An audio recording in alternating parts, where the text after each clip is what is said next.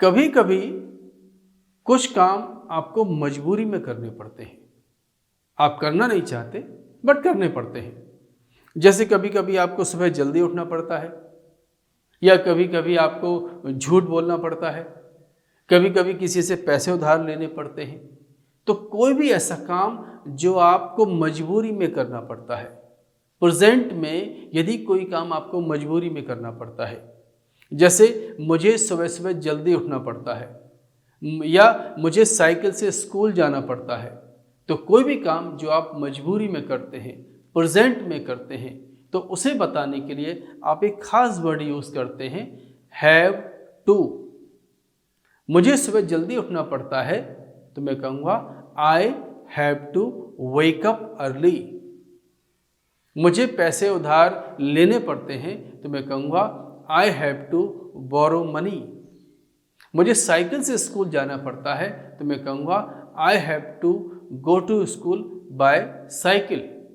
जब यही बात यू के लिए कहनी हो कि तुम्हें सुबह जल्दी उठना पड़ता है, तो हम कहेंगे you have to wake up early. जब यही बात हमें किसी और के लिए कहनी हो, अमित के लिए कहनी हो, सुमित के लिए कहनी हो, या किसी और के लिए कहनी हो, तो मैं कहूँगा अमित हैज़ टू। अब हम यहाँ पर हैज़ लगाएंगे। Amit has to wake up early, Sumit has to wake up early, he has to wake up early.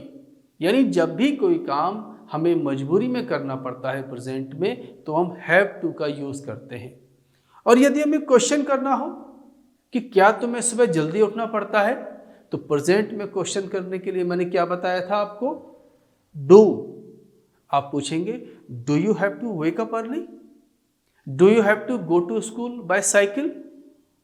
जब यही क्वेश्चन हमें किसी और से करना हो, अमित से करना हो या किसी और से करना हो, तो हम पूछेंगे does Amit have to wake up early. याद रखें, डज लगाने के बाद हैव टू लगाना है, हैज़ टू नहीं लगाना।